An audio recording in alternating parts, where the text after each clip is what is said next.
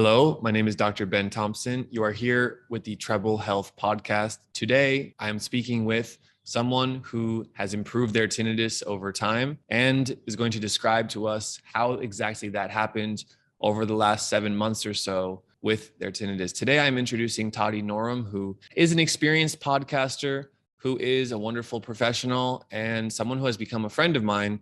Toddi, please tell us your story with tinnitus and the message that might help someone else who's struggling. Yeah, definitely. And I do hope that it helps someone else because this is one of those things where when you initially start to notice the tinnitus, it makes you feel a little bit like you're crazy and things are unmanaged. So I think that I may have had some low level of tinnitus probably for a long time, but really had not paid attention to it.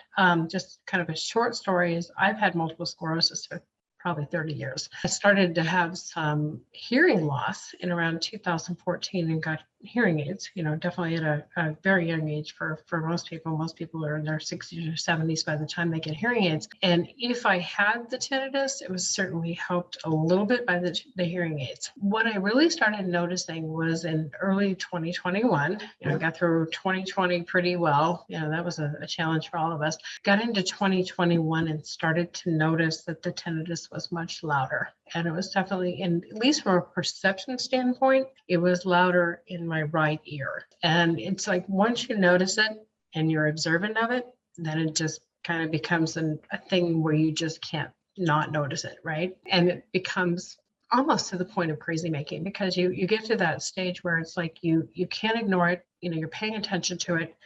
You start to think about things like, how can I make this better? But you don't have the tool sets. And so it spirals a little bit out of control, or at least it did for me, where I felt like that was a singular focus in my daily life. And I don't know, honestly, if it was because, all of a sudden I'm working in a very quiet work from home COVID environment and it had become more of an awareness thing to me, or whether it truly got louder. I have no idea. All I know is that my perception of it definitely was pretty much constant for a while.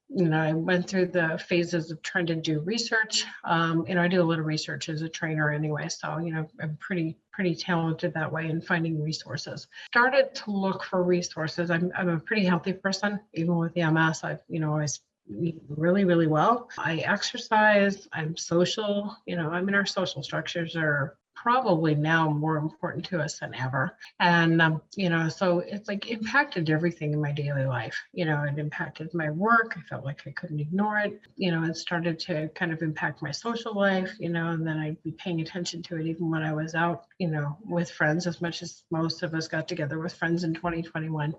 I started looking for resources. So my first thought was, to look at nutritional resources. Is there anything I could do? Well, of course, there's things we can do for, our overall health that are good for everything in our body, right? Whether that's our eyes, our ears, whatnot. So I started doing a little bit more of the supplementation. It helped a little bit, but it was still kind of maybe driving me a little bit nuts.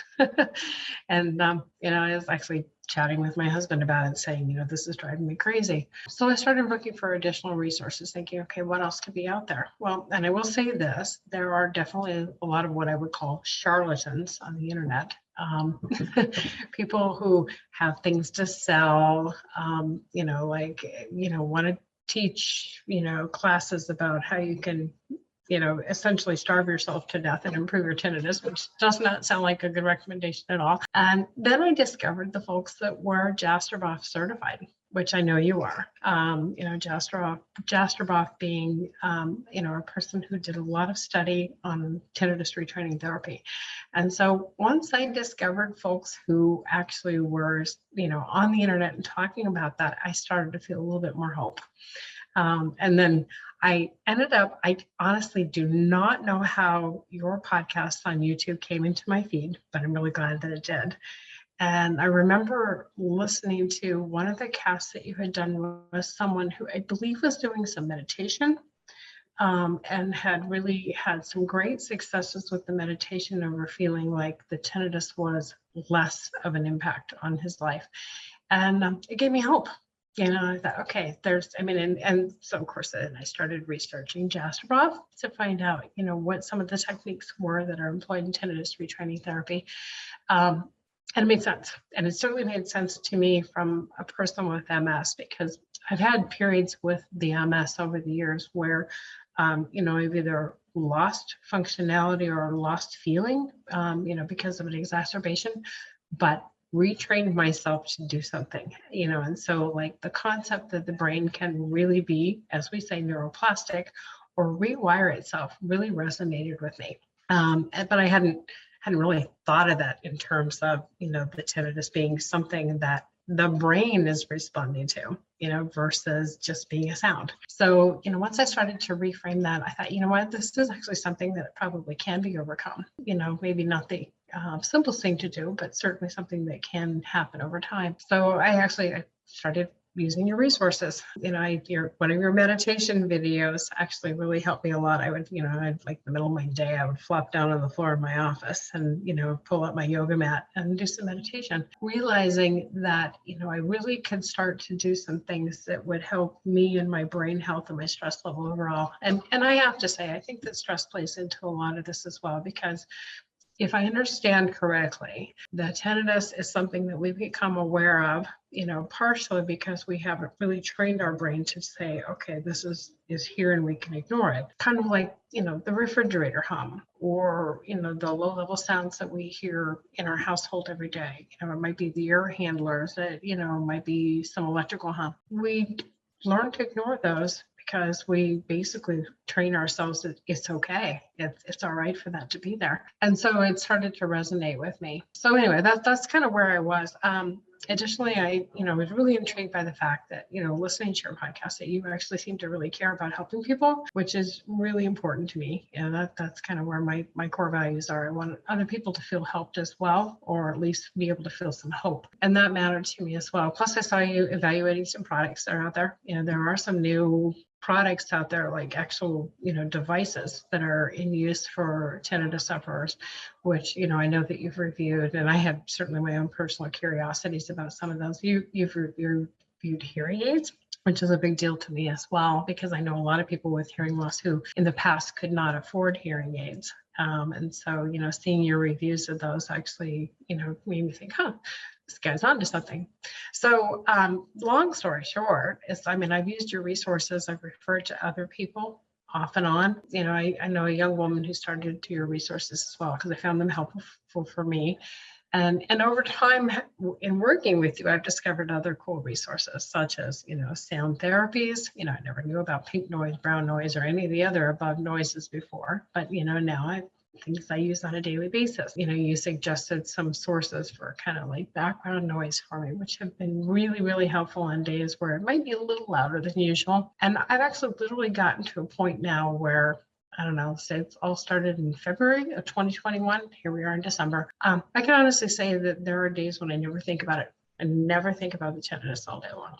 Some days I do. I'm not going to say that it's completely gone, but I will say that I have managed it to the point where I feel like it's taken a few months, but I have triumphed over it now to where it doesn't control anything in my life. It's and in some ways it's almost reframed to the point where it's kind of like, it's a reminder for me that all is well. Not that I'm saying it's my friend, but the fact that it's there kind of says to me, okay, you're alive, you're well, this is an annoyance, and you really don't notice it anymore. So that's kind of where I'm at. It's been a journey. And what have been the tools that you used? If you could say these three things, whether that was an actual physical object, something you wear on your ear, or more of a cognitive tool, what are the tools that carried you through this that you're pretty confident were responsible for your habituation?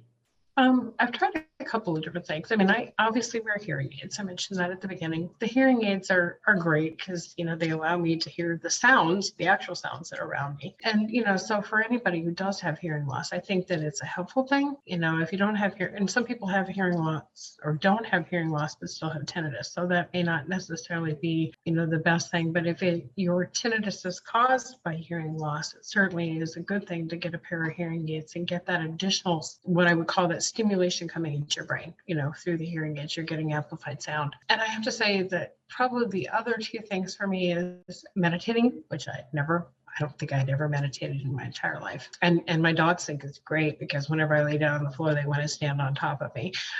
So it makes it a little hard to meditate, but they become part of my meditation. And that has actually really helped me, just kind of focusing on breathing versus, anything else in my daily life, to like take, even if it's 5 minutes or 10 minutes or 15 minutes, which is, that's almost a luxury for me because I'm really busy. I have a busy job, but to spend that time to literally just close my eyes and think about, okay, I'm going to focus on my breathing. I'm going to focus on something that, is certainly within my control. That's been really helpful. And I've actually really enjoyed that, to the point where, sometimes I'll even meditate before I go to sleep at night. I've made that more of a practice, and it's been something that's been very, very useful to me. Additionally, I'd have to say that sound therapy has been a real help to me as well. Like I mentioned earlier, I didn't even know what pink noise was, or, brown noise or white noise or any of the above. But just having a little bit of that as kind of an underpinning has been really helpful to me. It's just, like I said, it's soothing.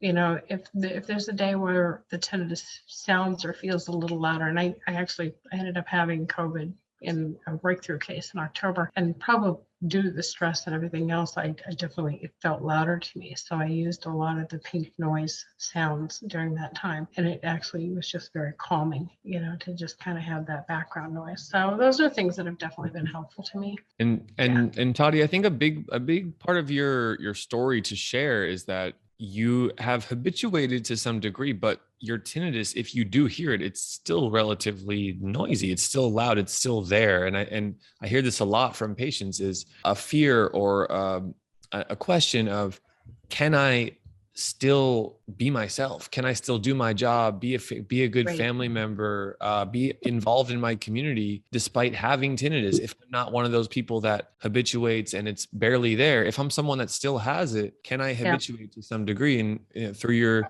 story, you're showcasing that you still have it and it's not quiet, but it's affecting your life much less. Would you agree with that? Oh yeah, definitely. Way less. Trust me, because it's like night and day difference for me from where I was when I first started noticing it, and unfortunately focusing too much on it, almost obsessively, to now where it's just not even an issue. And just so you guys know, this is how I live my daily life. I run webinars for my company. I run training for my company every single day, where I feel like I'm sometimes in a room with radio chatter because I've got people talking. I manage the Zooms, I manage the breakout rooms. I actually, kind of facilitate things on a regular basis. I do podcasting with a professional group in training and learning and development. And so I spend a good deal of my time with this kind of noisy situation on. And actually, it's been fine. I was concerned about it at first, and concerned that it was going to get louder. Like there was a real gripping fear that it was going to get louder and that I wouldn't be able to cope. And I have to say that now I know I have that coping skill. And it may be, again, the neuroplasticity of kind of retraining your brain to say, it's okay, we can shove this over here and pretend it's kind of like the the air handlers or something, and you do. I think your brain just says, yeah, okay, it's there, but we're not going to pay attention to it. And that's been the thing that's been really reassuring to me, because I often think I can apply this to almost anything now. I can take that idea of retraining and neuroplasticity, and that the brain is so incredibly pliable and flexible, and apply it to many, many things in my life. If that is pain, because I do use neuroplasticity techniques in pain management as well. So it's been good for me to know that I now can cope, and then I understand how to. Yeah, I'm happy to share your story. I'm happy that you have had success, because you've had tinnitus for years, but then it got much louder. And despite having hearing loss, using hearing aids, we determined, let's use the tools we have. Let's add some new tools. Let's get the right mindset and the right cognitive tools. And then with enough time, the brain has this magical ability to habituate the sound of tinnitus. And that's exactly what happens. So thanks for sharing your story. We really appreciate that. I know there's others there. And if you're one of them who finds this helpful, please comment here on YouTube, helpful, and then Toddi will know and I will know. Toddi, I want to pass it to you now. Any last words for the tinnitus community, things that you've learned, any inspirations or messages for them? My message would be that this does not have to be debilitating. It doesn't. You can learn to cope with it. You can learn to manage it. Because I at first thought, what am I going to do? And I found the resources that I found with your YouTube. I found the resources that I found via your YouTube. Some of the tool sets, and it really can be managed. So I'm hoping that my success will give someone else hope as well. Because at the beginning you find yourself feeling a little bit hopeless, and I don't think it has to be that way. But I'm really grateful. So Thank you so much, Toddi, and keep maintaining your progress. That's part of this as well. So happy to have you here. And for anyone who's listening, make sure to check out the other podcast episodes on our YouTube channel. This is Dr. Ben Thompson with Treble Health signing off. Bye-bye.